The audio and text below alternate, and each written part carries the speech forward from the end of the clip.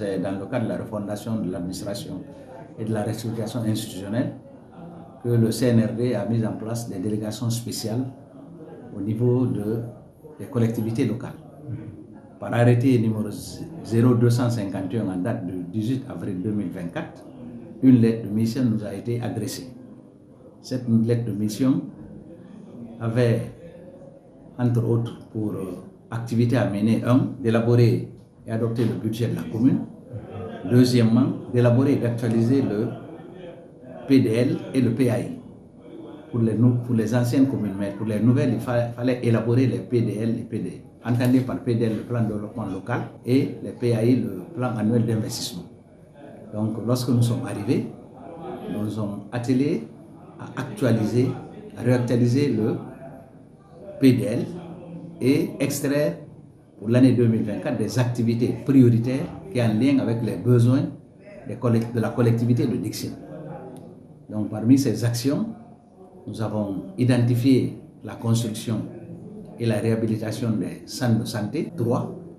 Aussi, la réhabilitation des écoles, 2 écoles. Également, nous avons prévu l'aménagement des points d'eau, donc les forages, 7 forages dans les quartiers les plus défavorisés. Ensuite, également, nous avons pris en compte l'aménagement de la place jetée pour la jeunesse de Dixine. Aussi une ruelle au niveau de Hafia, désenclaver ce quartier. Il est aussi extrêmement important de rappeler que l'État, en fonction de ses activités, de ses projets prioritaires du gouvernement, a alloué des allocations, des subventions aux différentes communes de Conakry. Aujourd'hui, nous sommes en phase d'élaborer, avec l'appui technique de l'ANAFIC et du gouvernorat, des dossiers d'appel d'offres. Donc nous sommes à ce niveau, le dossier est pratiquement prêt. Aujourd'hui, nous avons reçu des DAO qui sera soumis au marché public. Donc nous avons lancé les DAO, les entreprises vont soumissionner en fonction des critères bien définis et puis nous allons choisir les meilleures entreprises qui vont pouvoir réaliser ces projets au bénéfice des populations de Dixine. Également, nous avons aussi, dans le cadre de la refondation, proposé des chefs de quartier une liste de représentants des différents quartiers qui a été soumis au gouvernorat. Et madame la gouverneure a pris note sur les 22 quartiers à pouvoir, en fonction vraiment des critères bien définis, pour choisir des filles et fils de ces quartiers pour pouvoir conduire les destinées de ce quartier. De ces quartiers aujourd'hui, nous on les a installés. Et Dieu merci, il n'y a pas eu de problème. Et nous sommes en phase aussi. À part ça, nous avons aussi bénéficié des renforcements de capacités sur l'approche d'internalisation avec l'ANAFIC.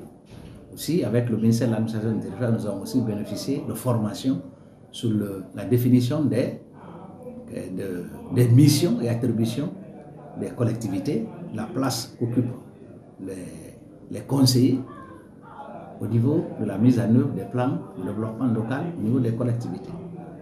Donc pratiquement aussi nous avons tenté aussi dans le cadre de la préparation de PAI 2025 aussi, nous sommes en phase aussi de faire des évaluations pour la mobilisation des ressources pour l'année 2025. Donc nous sommes à ce niveau aujourd'hui.